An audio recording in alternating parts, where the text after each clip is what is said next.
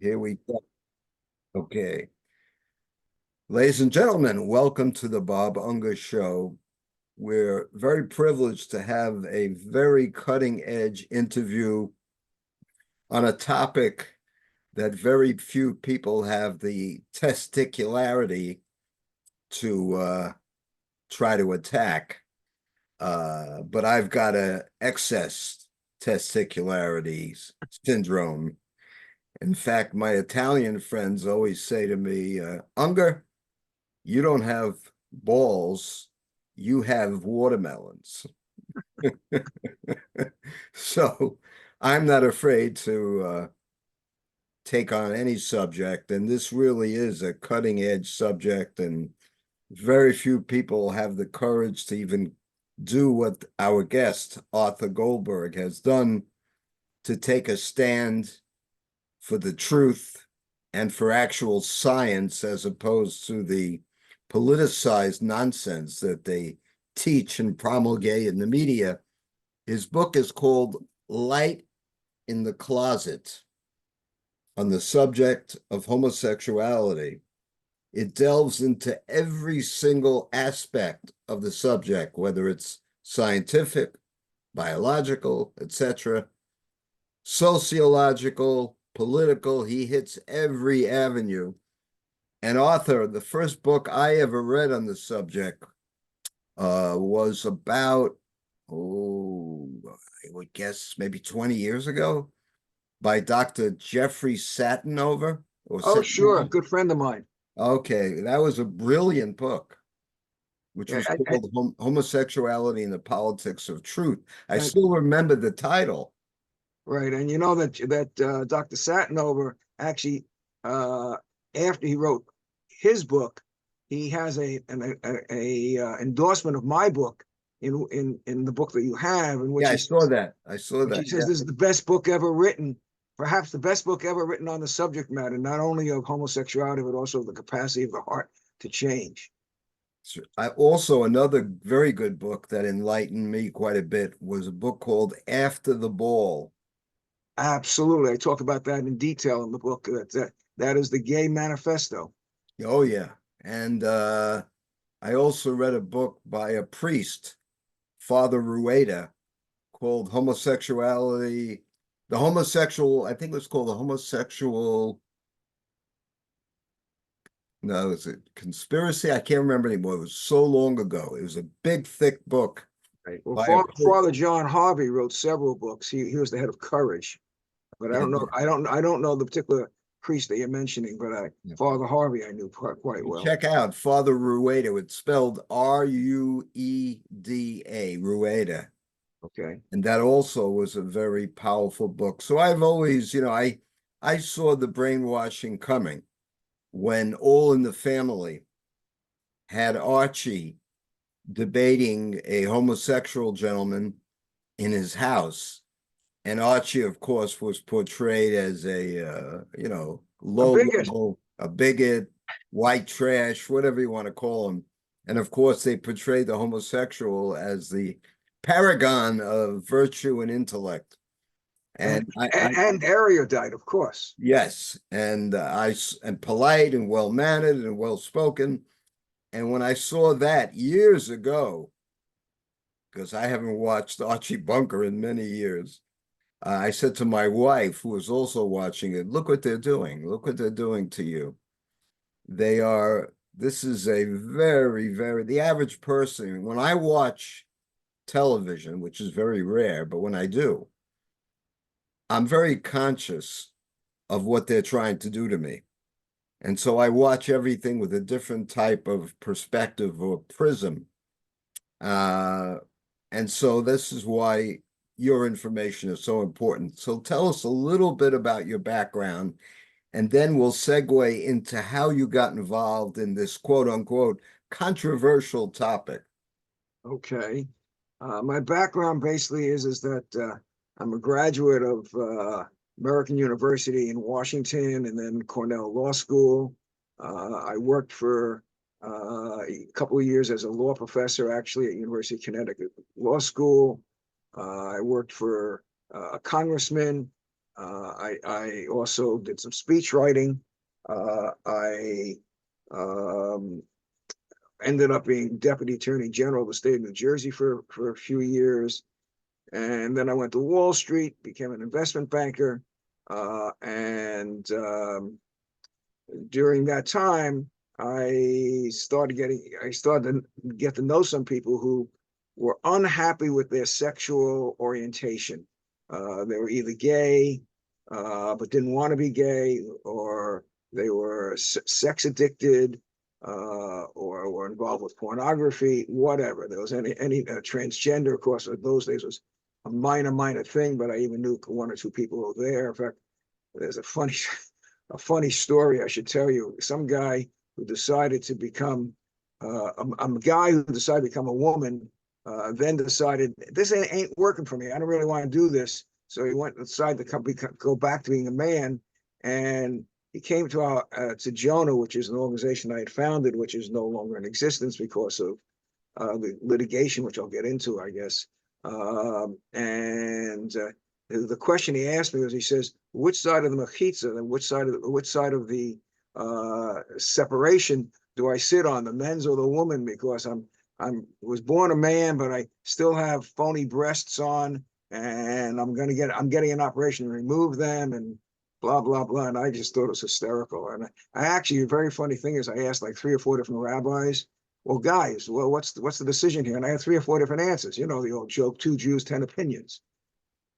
Yeah, that's why you need a Jew with only one arm, so he can't say on the other hand. Very good, very good.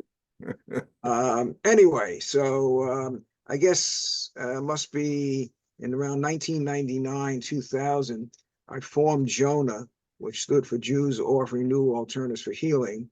And we were a resource for people who were struggling with unwanted, the key term is unwanted same-sex attractions, or transgender issues, or other kind of sexual issues.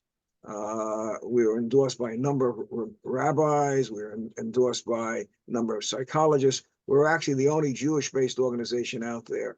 But we served people who are not only Jewish, but also people who are Christian, Muslim, atheists. Didn't matter. I mean, as long as people came.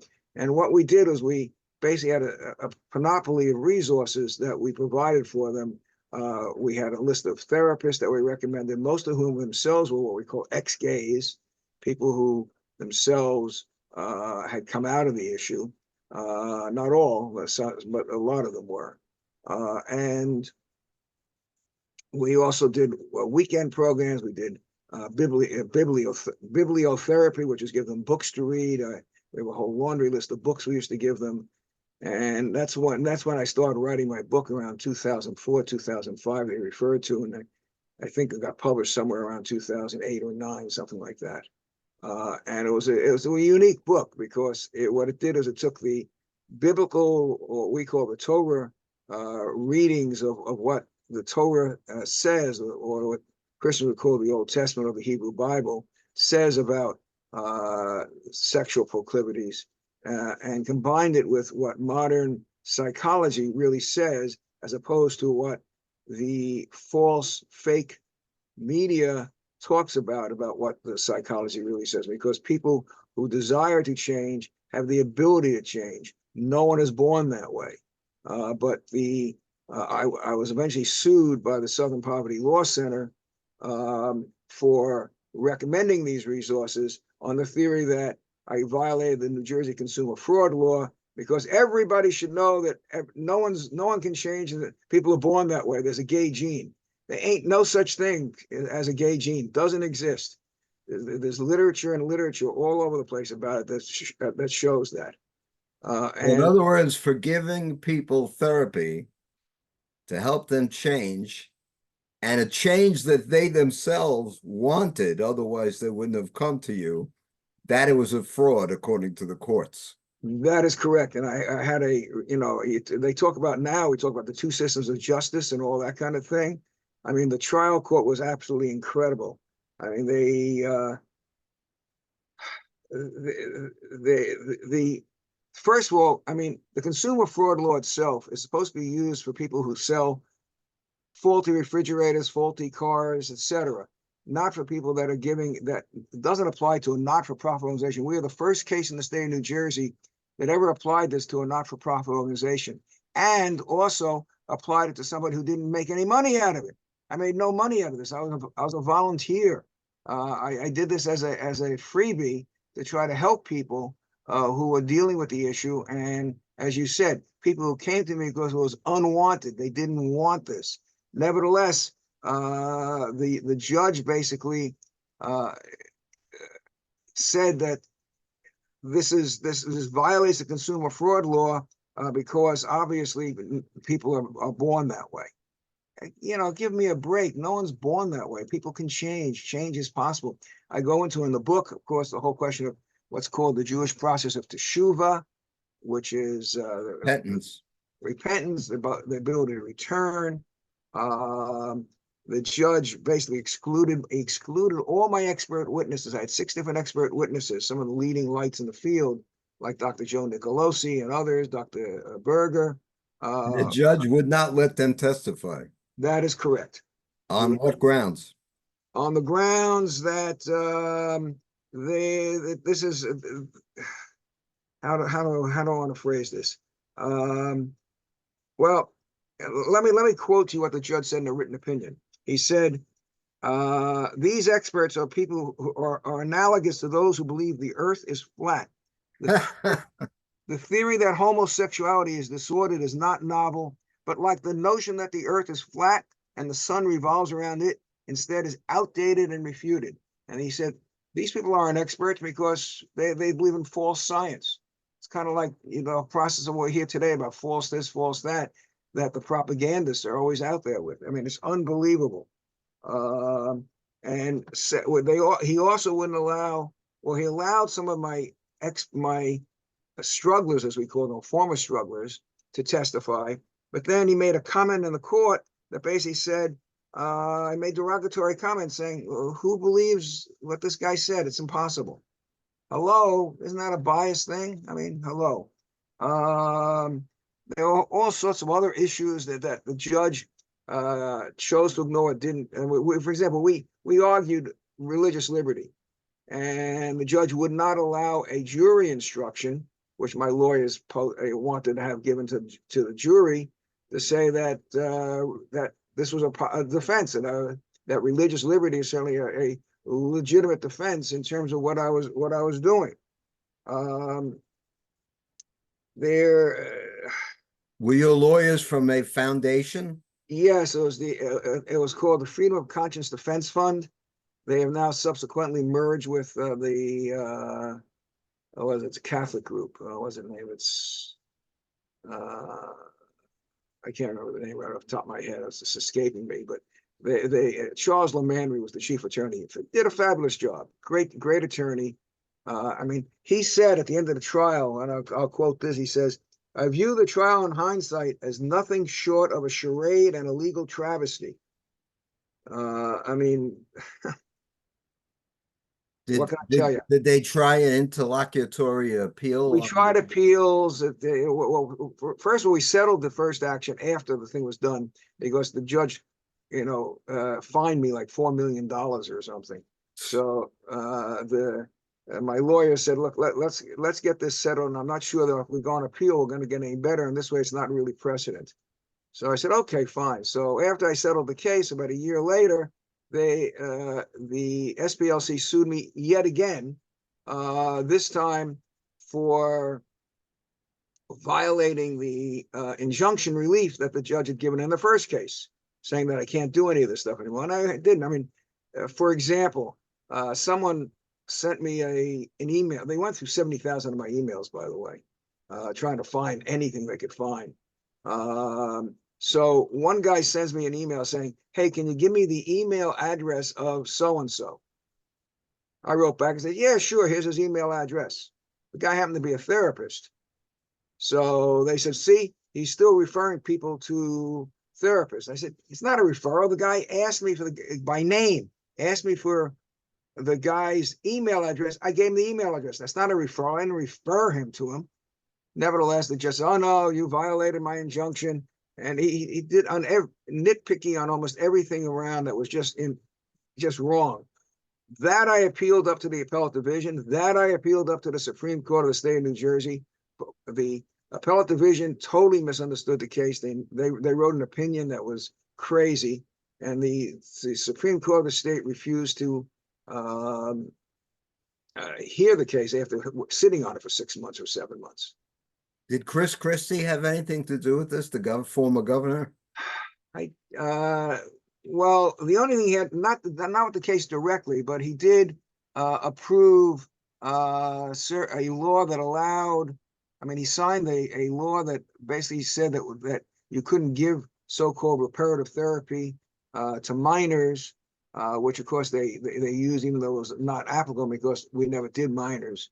And in fact, another thing that was in the case, which is amazing, is every client who came in the door signed a document that we submit into evidence that no guarantees as to success was implied or offered or whatever. And there were these documents were ignored by the court and ultimately by the jury because the court would not give any instruction about it. I mean, the whole thing was just, we talked today about the two systems of justice that is out there, which we see all the time. I think I was one of the first victims of the two systems of justice. And unfortunately, I had to pay a whole bunch of money for this. I went into debt. Even though I'm 80 some odd years old, 83 to be exact, I had to mortgage my home that I've owned for 50 years in order to get money to pay the court, the fines. And I have a crowdfunding site out there now. I also get, thank God, I get some direct donations as well from some substantial people, but I'm still way behind in terms of trying to pay off the mortgage that I took to pay off the court. It's interesting that Al Sharpton had a very big judgment against him, and he's never paid a penny. Well, of course, but I'm not Al Sharpton, and I'm not part of the politically correct crowd. Yeah, that's for sure. Let's go into some of the common myths that the American people have been brainwashed into believing about homosexuality and whether or not you're born that way. And there are many myths that I could name, but let's start with the one about being born that way. And what evidence is there that you are born that way, quote unquote? There is no evidence to that effect. And there are numerous studies that go the exact opposite way. Paul Sullins, I think his name is Sullins, who's a professor at Catholic University in DC, recently wrote a very interesting paper, basically denigrating the whole theory of born that way, and also denigrating the whole theory that therapy doesn't work. And there's, which is another myth. I mean, the myth is that this can't be, you can't change, because obviously if you're born that way, you're irrevocably that way. Now, what's amazing is when you think about how many people who are now therapists themselves who try to help others come out of homosexuality, it defies the logic, defies the whole propaganda mythology that's out there. I know in Dr. Jeffrey Satinover's book, Homosexuality and the Politics of Truth, he goes into every single study out there and goes through each one of them and shows that there is absolutely no scientific evidence for this. Now, I think anybody, at least those who are left with common sense, which is very uncommon today, would say to themselves, wait a minute, if you're born that way, does that mean that women who have sex with animals were born that way? Does that mean that women who like to get beaten up and whipped during sexual activity were born to get beaten up and chained and whipped by the men or whoever? all of these behaviors. How about someone who has sex with both men and women and animals? Were they born that way? Is there a gene to have sex with animals and men and women? Is there anything that they're not born that way? I mean, these are just obvious things that even somebody who has never done any reading, like most people, you would think would, if they could think, would be saying, wait a minute, this doesn't make sense. But they're so inundated. They had that song by, was it Lady Gaga, I think it was, called Born That Way. Yep. And that was meant to be injected into what's left of people's brains. Uh, what studies have you relied on with regard to Well, I've looked at a lot of studies, and of course, you got to understand that first and foremost, the book you mentioned, After the Ball, they have a whole chapter in there about saying that they lay out the propaganda vehicle. The book was written, I guess, in the 80s, I think. Yeah, the authors are brilliant. I mean, They're they're brilliant. equal, They're brilliant. brilliant. Absolutely brilliant. I agree. One of the things, they have a whole chapter or more than one chapter in there in which they specifically talk about the fact that we got to propagate the myth. They use the word myth, that people are born that way, because therefore people will take us as victims, that we can't do anything about it. And and they admit in the book, they say we understand that there is no such thing as a gay gene. People are not born that way, but it doesn't matter. We got to keep telling them that. It reminds me of half the crap you hear on the fake news these days, of what Biden keeps telling us about all sorts of different things. Well, you and I are both Jewish. And I remember when my kids were young, my wife and I were at the soccer field, and the fathers were cheering on their kids in the soccer game. And my wife said to me, listen to that. And I said, listen to what? And she said, listen to these men, what they sound like. And these were mostly, I would say, all Jewish guys.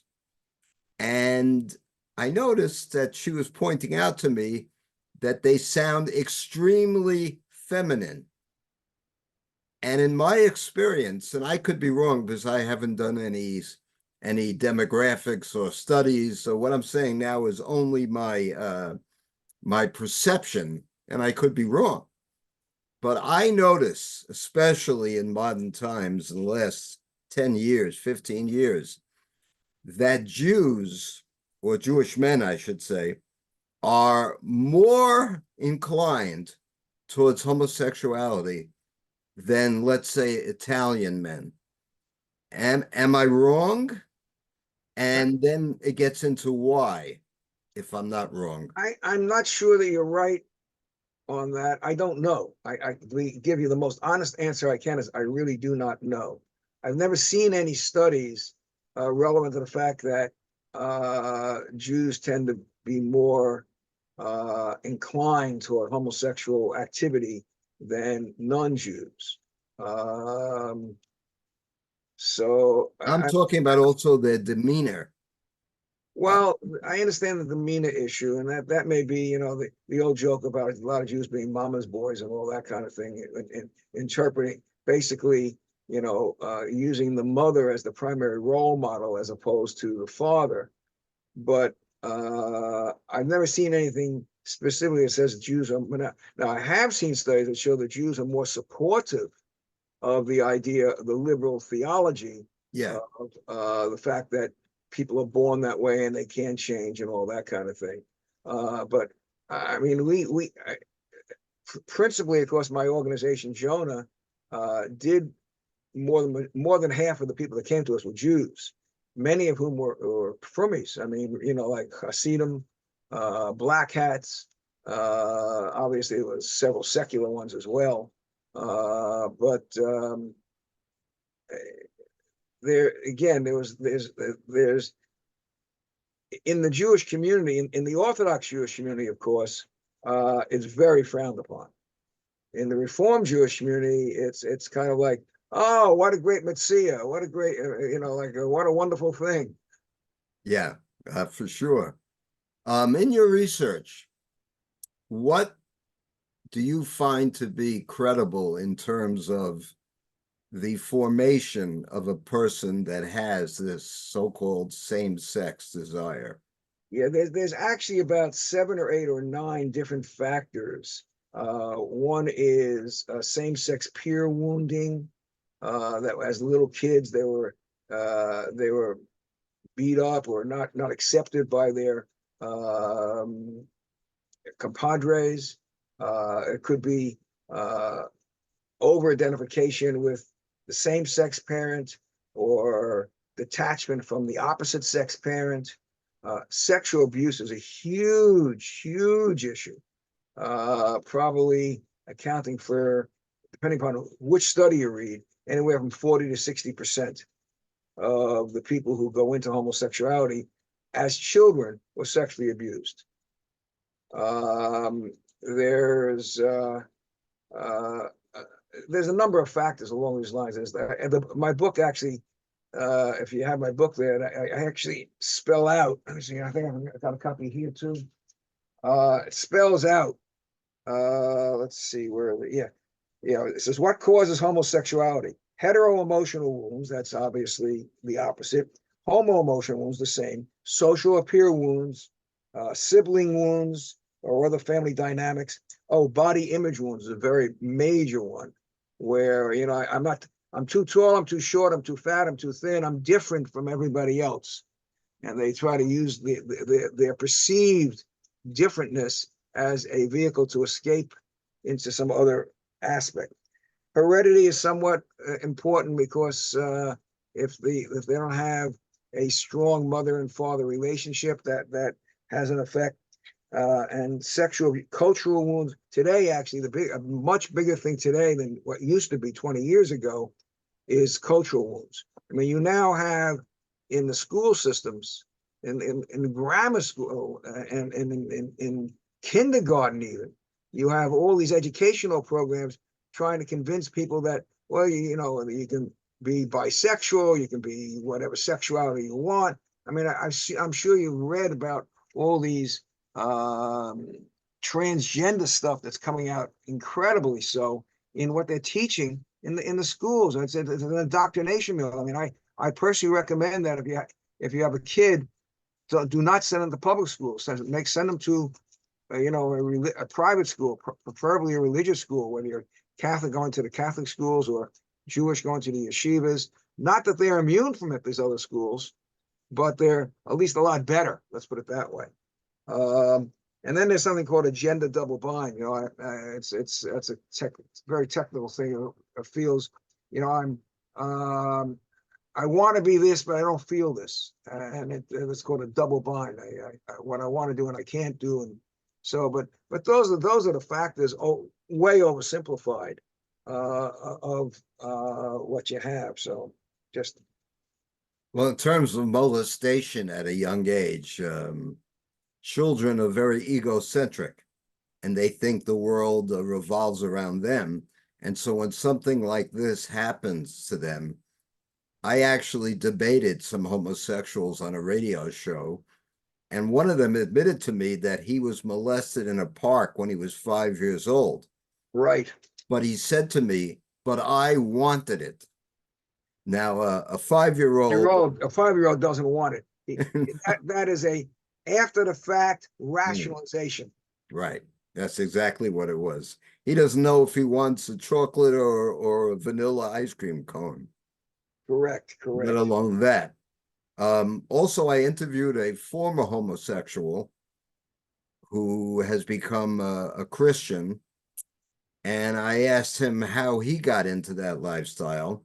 And he said him and most of his friends were put upon by chicken hawks in the street who knew that they were taking drugs and Mhm. offered them drugs and then brought them to their apartment, and they wound up living. And these are usually men, these predators who have money, Right, exactly. and they can provide the means to these kids to have what they want. And I asked him, when you were in the homosexual lifestyle, were you mentally ill or were you evil? And interestingly enough, he said to me, I was totally evil. Interesting, interesting. Of course, in my litigation, one of the things that the judge emphasized was that if we ever suggested that someone had a mental incapacity of any sort, that was per se a violation of the consumer fraud law. I mean, Hmm. I mean, it's unbelievable. By the way, along your lines, there's a Dr. Dean Bird, who unfortunately is deceased now, used to teach at the University of Utah Medical School. He did a study that as many as 90% of homosexual women and 75 to 80% of homosexual men that he surveyed had been sexually abused during childhood by men. Makes sense. Interesting. Sure. What's interesting there is that women were abused by the opposite sex, men were abused by the same sex. Just think about that. It's just Yeah. it's Yeah. Well, that's why when people, typical unthinking liberals, which is basically a redundant phrase, how uh, true, how true. they'll say to me, "Oh, the reason why there's so much molestation is because priests aren't allowed to marry." And then Right. you say to them, "What are you talking about? If they were allowed to marry, they'd be having sex with women. These are men. Why aren't they molesting girls? Why are they only molesting boys? Surely they in the church they come into contact with girls as well as boys. So these are homosexuals. They're not just interested in sex with anyone because otherwise you'd see so many girls molested by priests. And you very rarely see that. There's a very good book written by a Catholic called No More Good Men.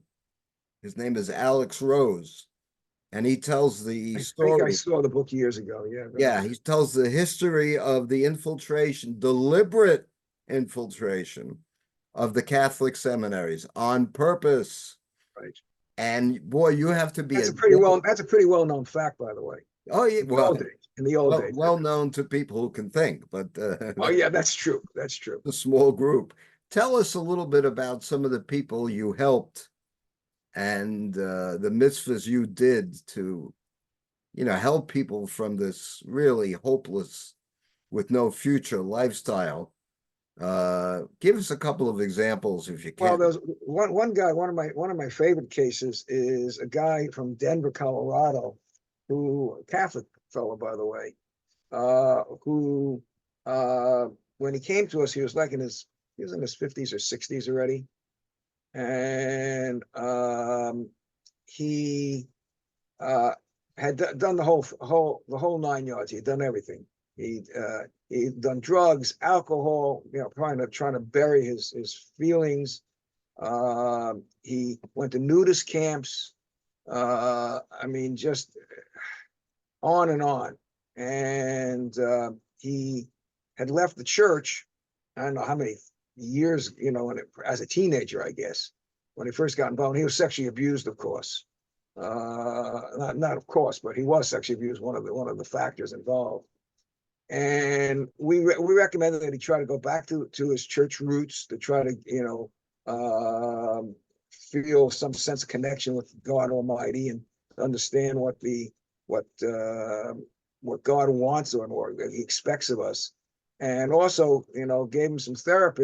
I put him together with a therapist who himself was an ex-gay, so the guy could really understand where this guy was coming from.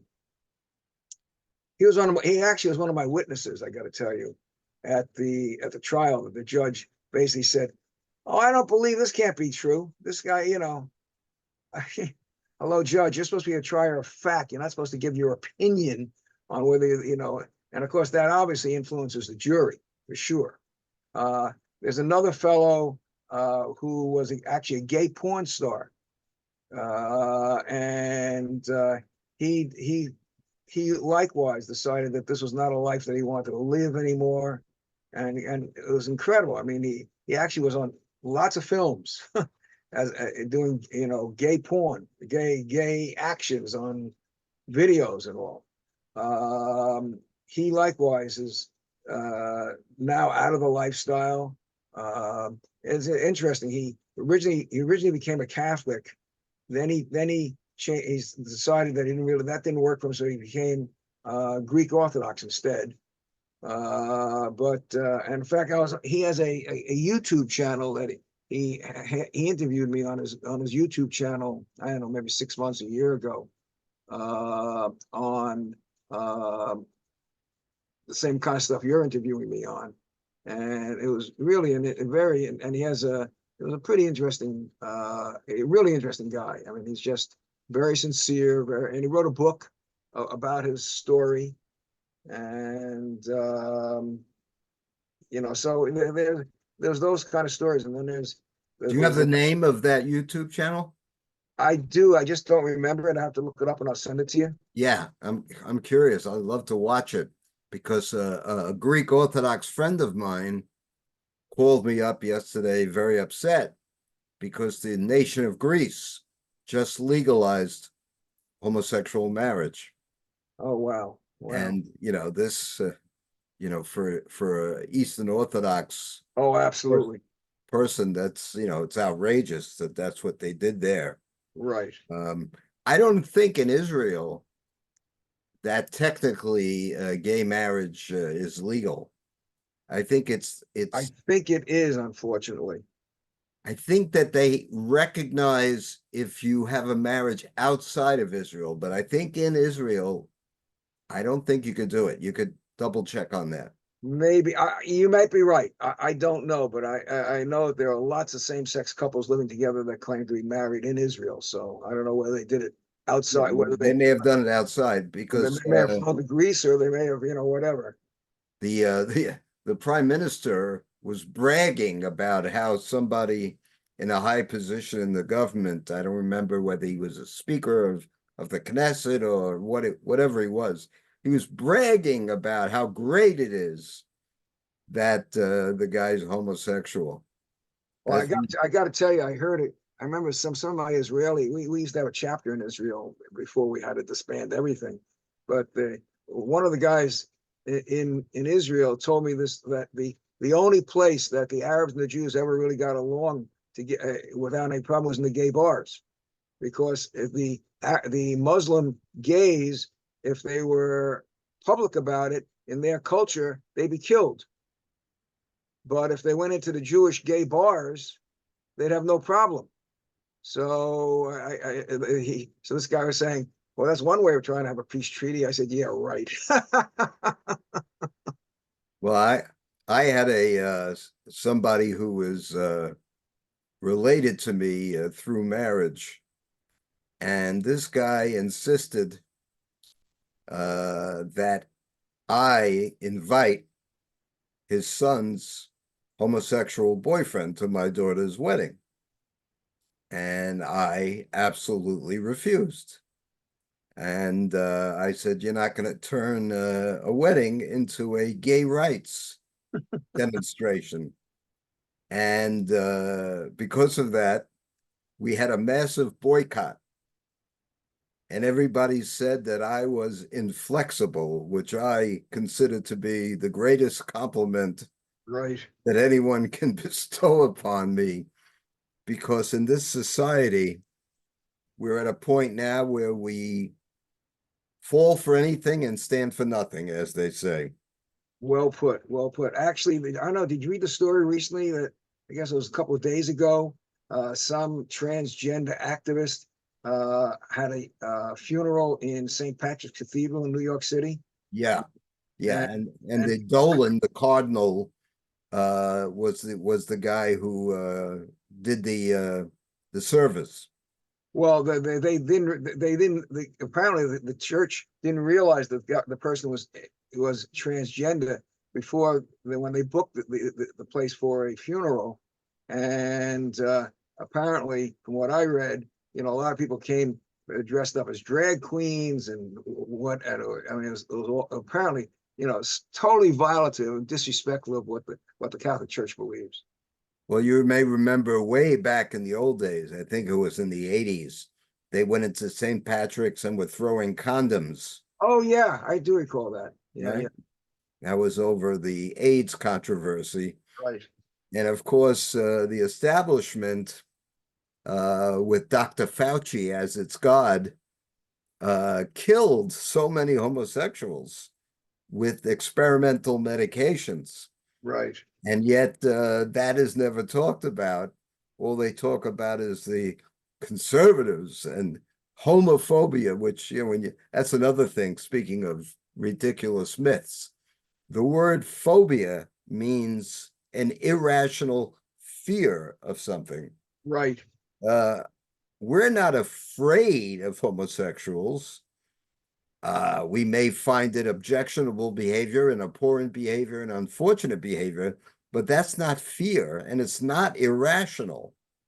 Um, but today, once again, Orwell has taken over the language, and right is left and up is down, etc., etc. right. Are you familiar, speaking of that, are you familiar with what the real meaning in the Torah or the Hebrew Bible, Old Testament, whatever one wants to call it, of the word toeva means? Usually toeva is typically translated as abomination or repugnant, but the truth of the matter is in the Talmud, which is the oral interpretation of the Torah, it says there's a very specific section in there. It talks about what does the word toeva really mean, and Yehuda Hanasi was one of the great rabbis of the Sanhedrin way back thousands of years ago. Said, "Oh, well, the word toeva actually means that you have been led astray." And he actually pieces out the word ba. That's on page 300 of your book. Oh, well, thank God. Okay, good. You remembered it. Thank you. Yeah, that's stuck in my mind.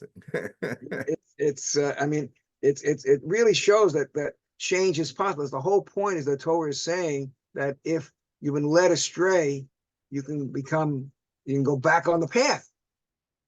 And it's one of the most important to me theological concepts out there in terms of what can or cannot be done in terms of dealing with the issue of homosexuality. Well, even Colin Powell, who was not one of my favorite people, made the statement years ago when he was not as politically correct as he became. He said that being black is a benign, non-behavioral characteristic, whereas being a homosexual is a non-benign behavioral characteristic. I never saw that, but that's fascinating. Oh, yeah. And I was on a debate with the people who wrote the rainbow curriculum in New York City, if you remember that years ago. And Mhm. I was on CNN, and they had a black woman who was defending all this garbage. And she said, you are doing to homosexuals exactly what has been done to black people. And I turned to the camera and I said, I hope all the decent black people out there understand that they've just been compared to a sexual perversion. And that, according to this lady, means that you're black. Well, they got very upset about that. Right, I'm sure. And the host never invited me on the TV show again, that's for sure. I only have to be on a show once. They never invite me back I hear you. I hear you. because they can't debate me because they get hit with too many facts. Right. And most people, instead of being on a fat-free diet, are on a fact-free diet today. Well put. Well put. Anyway, Arthur Goldberg, great meeting you and speaking with you. We got to have you on again. This is such an involved subject, and it's very difficult to get every point across because people have a short attention span, and the longer the podcasts, the less chance that people will listen to it all the way through. So we'll have to do this again and go into more detail. And it's a pleasure to know you. It's an honor to meet you. There are very few people left like you. Fortunately, God has put in my place a lot of people who fall into your category of just being a fearless fighter for the truth and having a fear of God and nothing else. And the fear of God, as we know, is the beginning of all wisdom. And so God bless you for what you do. And let's talk again soon. Thank you very much. And I would like to say that anyone that wants to help me meet my fines, they can please go to my crowdfunding site, which is lifefunder.com/therapy. It's run by LifeSite News, which is a pro-life newspaper. And they put me on their crowdfunding site because obviously the typical crowdfunding sites that are out there will not put me on. I'm too politically incorrect, but LifeSite News did, and it's lifefunder, one word, .com/therapy. So, every $5, $20, $100, $1,000, whatever helps dramatically. And once again, get Arthur's book. Thank you very much. There is a website for that too, by the way. It's the name of the book, lightinthecloset.net.